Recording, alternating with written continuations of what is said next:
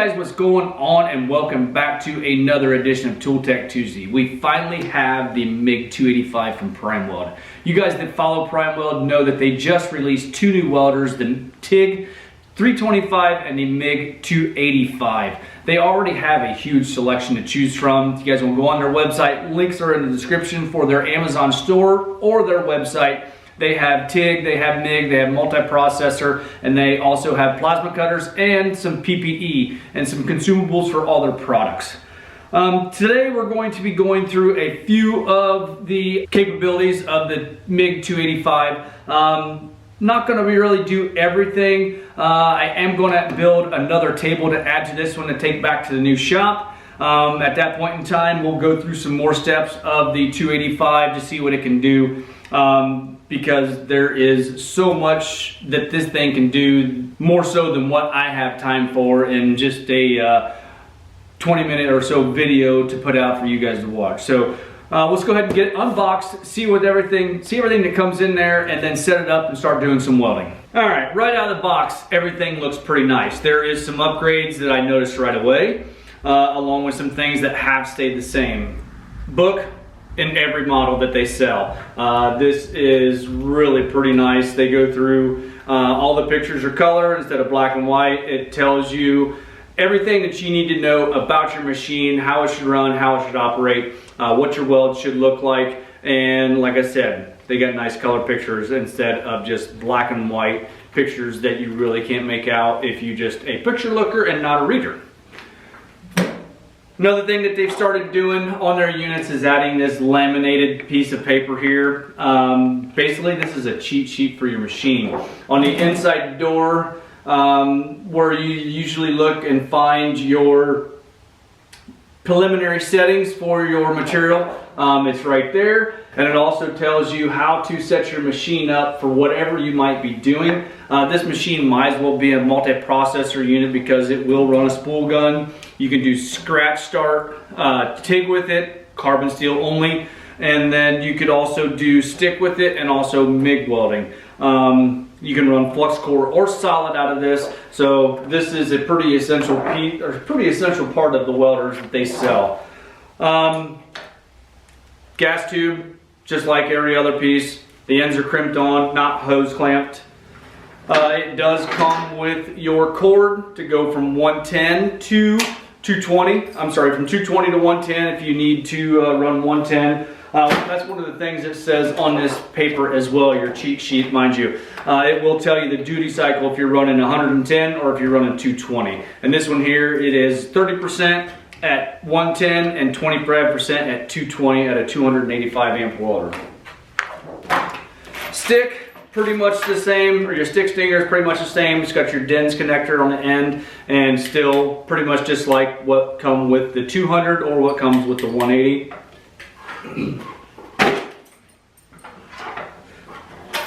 Give you some extra drive rollers, just like all the other units. Pretty nice to have extra drive rollers, different sizes depending on what you're running. You got just a little bit of a tool kit here with some different tips, and then you also have your cord for your MIG stinger.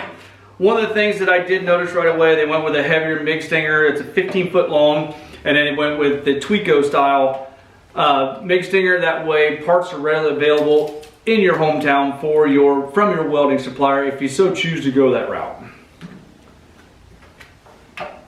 One of the things I noticed right off the bat is the ground clamp.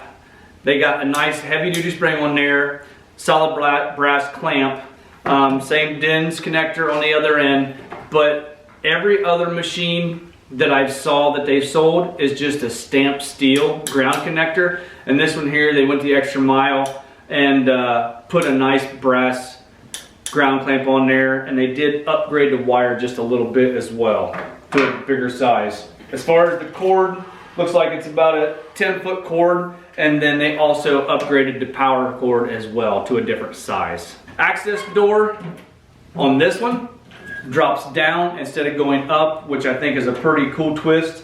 I like that a lot better than having to lift the door up and possibly leave it up before they have these cheat sheets available. You can have it down and see pretty plainly where you need to be if you want to change something or if you need to change something. Still has the button on the inside for your MIG or your spool gun, whichever one you're running. And then this machine will also accept an 11-pound spool or the 33-pound spool. This is another upgrade as well. They got a nice dual drive roller bulkhead, which makes it pretty nice. That way you can have 2 wires or 2 drive rollers pushing your wire through versus just one trying to grab and pull and push. They went with a dual drive roller setup, and it's got like a little knurled thumb screw on there to change your drive rollers.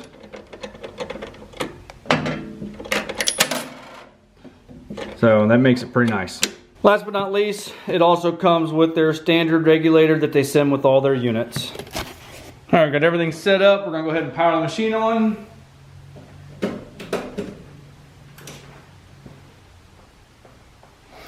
That's pretty cool right there. PrimeWeld 285 comes across.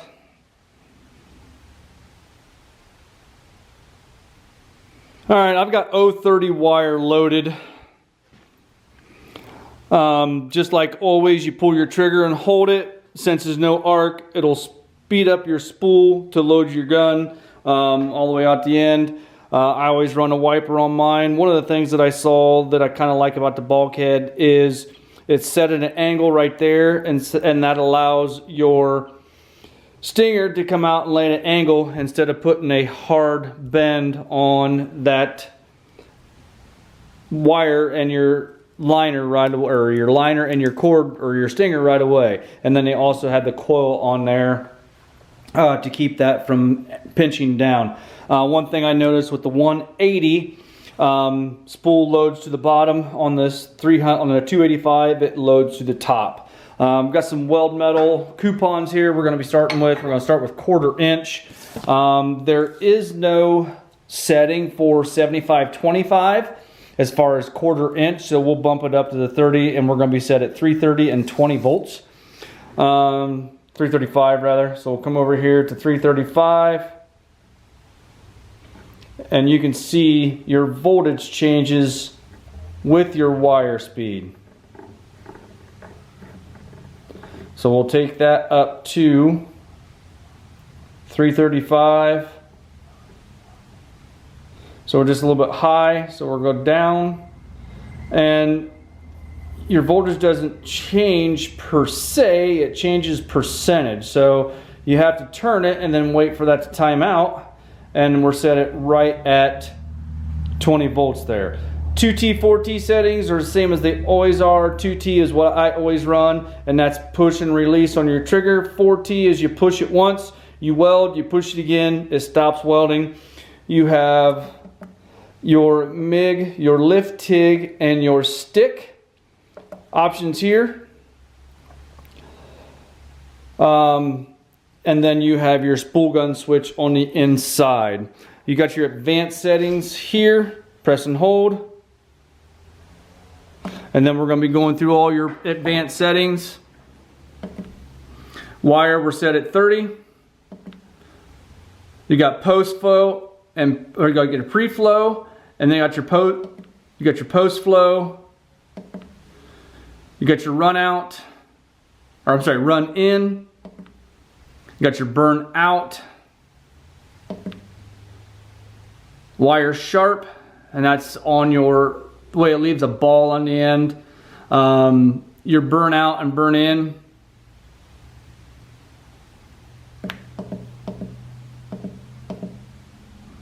Or run in and run out, that's how much wire it leaves. Run in and burn out, that's how much wire it leaves in or out. Spot, it has a spot capabilities. We're not going to try that right now. It has stitching capabilities. Now stitching, not to be confused with pulse. You can stitch where it'll run for however many seconds you have it set at, and you turn it to on or off.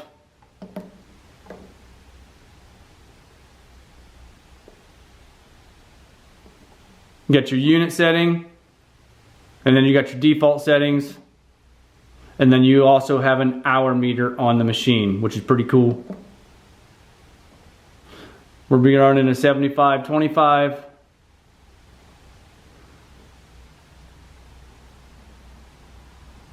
You got your different settings here for aluminum flux.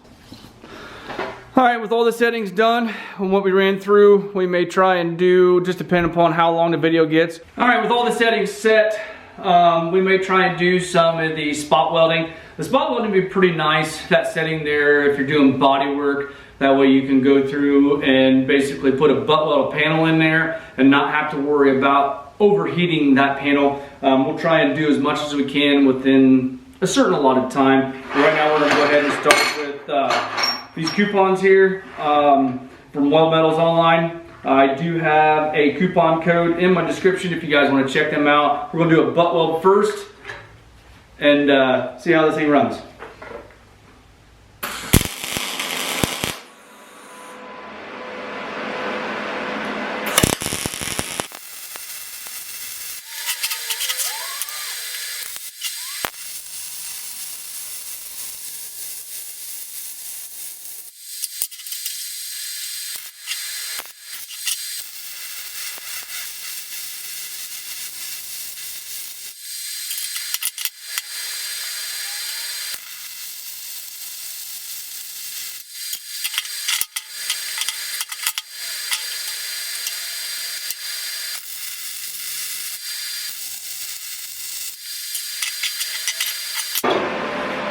With a little bit of fine tuning that I did not do, I just kept going. You can see I was running just a little bit slow there. It started to sag a little bit. Running a little bit slow, basically on both of those, as I did an open lap joint or an open corner. And then as far as that inside corner right there, it ran really well. Had good heat signature over here. Tried doing a vertical. I suck at vertical welding. This is going to be all me. But there is good heat signature on the inside. So far on quarter-inch material, this thing is a beast. Really like it. I can't wait to put it to use adding to this table. I'm going to make this table 4x4. Another 4x4 section added to this, so we'll have a total of 4x6 once we move it back to the other shop. So I'm going to grab some thinner material, put it on the spot option, and see how well, or see what that does. Alright, went back into the advanced settings. I did turn the spot portion on. I got the welder set up for some 1/8 inch coupons. I'm sorry, some 1/16 inch coupons set for just a 2-second spot. So let's go ahead and try that out.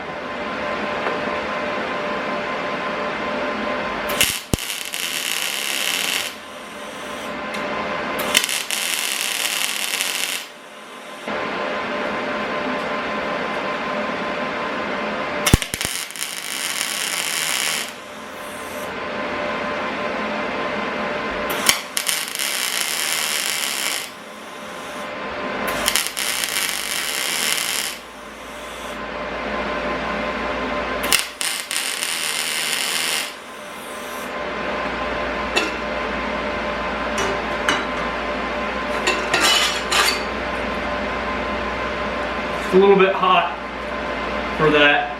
Should turn the wire speed down, the amperes down just a little bit. But for the most part, I kind of like the spot welding. Like I said, that's running just too hot for this 16 gauge, I'm sorry, 16th material. So all in all, I really like the machine thus far.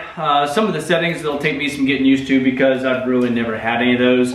I've always just ran like a 180 style machine. And never had the ability to be able to stitch, not to be confused with pulse welding, or be able to spot. I've always just, pulled my trigger when I wanted to spot something. But this here, you can set a timer clear down to 0.5, I believe, of a second if you want to set your spot welding capabilities.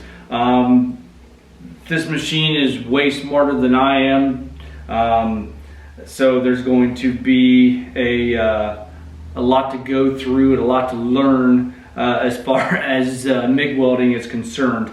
I'm not going to go through the stick, I'm not going to go through the lift TIG because let's face it, if you guys are going to TIG weld, you're probably going to go with the new 325, you're going to go with the 225 TIG weld that PrimeWeld offers because you're going to want to be able to do aluminum. If you're going to use a stick welder, you're going to get a stick machine. You're going to buy this machine primarily for MIG welding at a higher amperage.